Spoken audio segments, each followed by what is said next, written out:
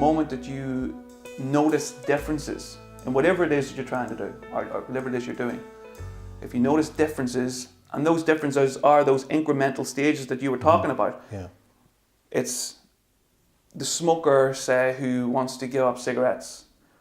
And what we tend to do is we put this unnecessary level of amount of stress on our shoulders, and we foresee that we will determine when we're successful 6 months down the line, say. That will be a standard target for someone who wants to quit cigarettes. And just to clarify, that's the person you're working with would put that kind of stress on themselves. Yeah, so it's 6 months down the line. So sometimes it may be shorter, but the vast majority, yeah, they're putting this time frame, this arbitrary time frame of 6 months down the line. If I'm not smoking 6 months down the line, then I'll count that as a success. But without recognizing that even the first few hours, you know, especially for someone who smokes every hour, every couple of hours, say, the first day, that's a tremendous amount of success achieved. And that should be recognized and applauded.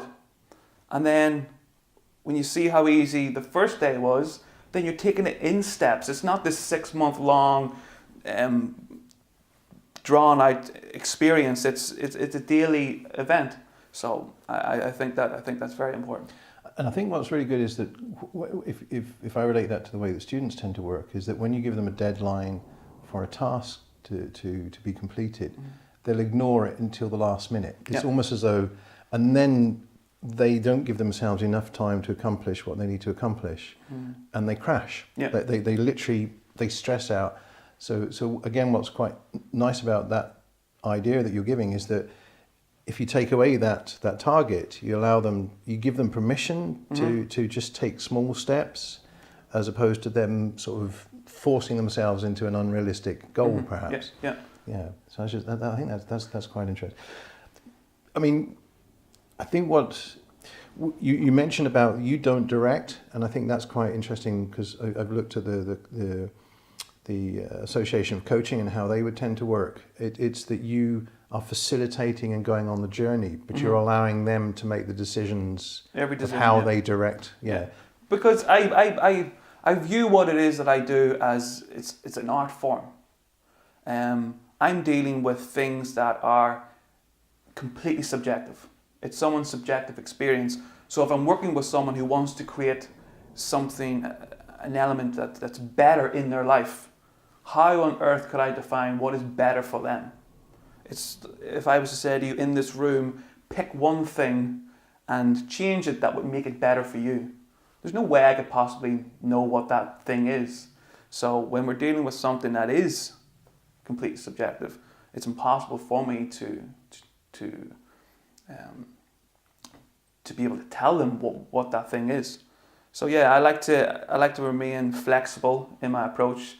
I like to have that sense of maneuverability. I like to have that sense where I'm not this dictator who's saying, okay, the formula for your success will be do this, do that in that order, and that's just not how life works, unfortunately. So, and again, I'm just reflecting on what you're talking about because I think it's actually very useful. One of the issues that I would have with students is that they have been in a schooling system that has demanded they do certain things. And whenever I've worked with them, it has been a case of, they've said, well, what do you want me to do, George? And I'm kind of going, it doesn't matter what I want you to do. It's what would you like to do? And it's kind of, they suddenly stop and they look and they're kind of going, but surely for me to succeed, it's what you want me to do? And I kind of, no, it has nothing to do with me. Because once you leave here, you've got to be able to direct yourself in. So it's that kind of facilitating in the kind of learning. And I think most people, which is why it's probably good not to associate this with schooling, but it's about learning, it's about behavior. And what you're doing is you're taking people and allowing them to take control of their own situation. Is that roughly? That would be a fair analysis, yeah. I use various different methods and means in order to get there. Sometimes I'll incorporate elements of NLP. Sometimes I'll incorporate elements of clean language, or I'll use hypnosis, or a bunch of other things. But the main thing is that yes, at no point do I have a direct input into what that person should be doing. It's almost like I am interviewing out, and then we establish a consensus as to what is best for that person, and then we work with that and work with that alone. So yeah. And how difficult is it for you? You know, what's the process that you go through when you start to engage someone? I mean, you won't obviously see everybody. What kind of dangers do you see in the way that people might approach you? I don't mean them as dangers, but I know that you've mentioned in the past that you may seem as though you're bringing resistance to take on new clients, but there's a reason for that, isn't there? Yeah. So I don't work with. I'd say it's maybe 40% of the people that contact me I don't work with, and that's because I think I developed a sense of what I call, or what's known as an NLP, is sensory acuity. So I'm really particular. I really want to have a clear understanding as to where it is that the person is coming from, and in order to do that, you have to be really careful about or really attentive to the language that they're using, and the phrases that they're using, and the way in which they're delivering what it is that they're saying. So you can get a good sense of how committed they are to the change process. And there is some people that have contacted me, and I got the sense that they were attempting to make changes within their life, but not because they wanted to, it's because people around them wanted to. And that's not going to be beneficial or helpful for either myself or that person. So yeah,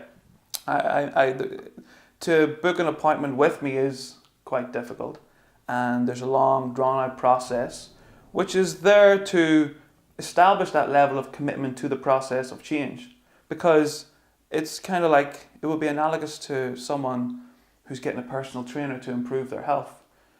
If they're not going to turn up to the gym, or they're not going to turn up to the training, then they're not going to improve. So yeah.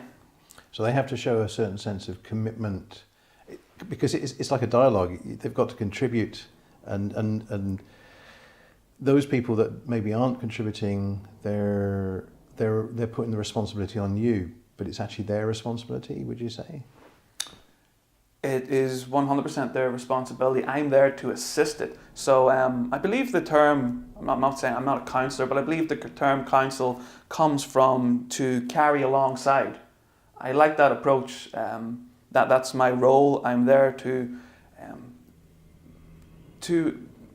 allow them to come to the understanding themselves, and the only way I can do that is by being flexible, as I've said, and having that sense of it's hard to explain, but in the head I've got it all worked out, but to get it out in words is somewhat difficult because I haven't really spoken about it. What's interesting is that I've looked into coaching and mentoring, which is, it seems as though it's similar to counselling, but whereas counselling is trying to explore something in the past that is hidden to the person that they can't work out, coaching is where someone has an idea of where they might like to go. So you're actually helping them on the future journey as opposed to the past journey. We're working on moving forward. So would you see, would coaching be more of a better terminology for what you're actually doing? It would be, yeah. It encompasses a lot of things. So with the coaching aspect, you see, the reason this is difficult to talk about is because there's a completely different approach if I'm working with someone with like fears and phobias, say, or someone who wants to better particular areas in their life, then that's going to require a completely different answer. So coaching would be the best category to put it under because it is quite open. But with coaching, what's important, I think, is to get the client or the person to detail out everything, how the future would be if they were to continue in doing what it is they're doing now. And that could become a sudden realization of dread for some people. That if they continue on the path that they're on now, they can project themselves 10, 15 years down the line and see how bad their life may be in that time frame. And then to get them then to project how they would like that to be. And in doing so, you've got two images. You've got this image of exactly what it is they do not want to be. And then you've got this picture of where it is and what it is that they want to be.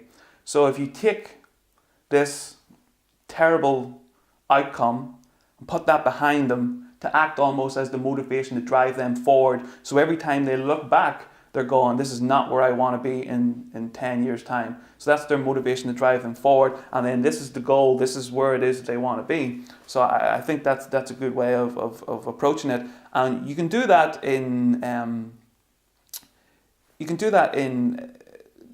like a coaching terms, like one-to-one, like talking like we're doing now.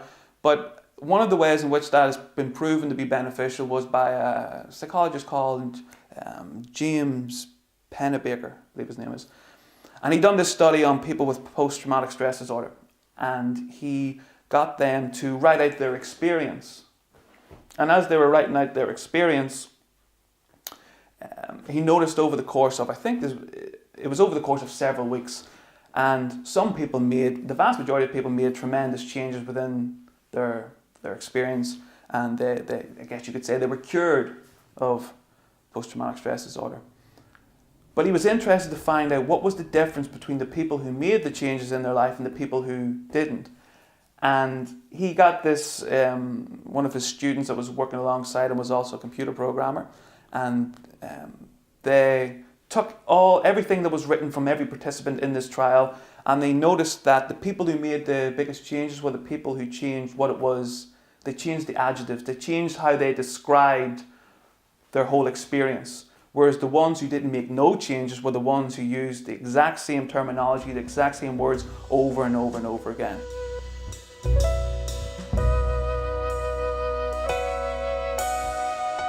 We have more on the way, so please subscribe to this channel and check out the link below if you'd consider becoming a patron to help us keep making more content. Thanks for watching.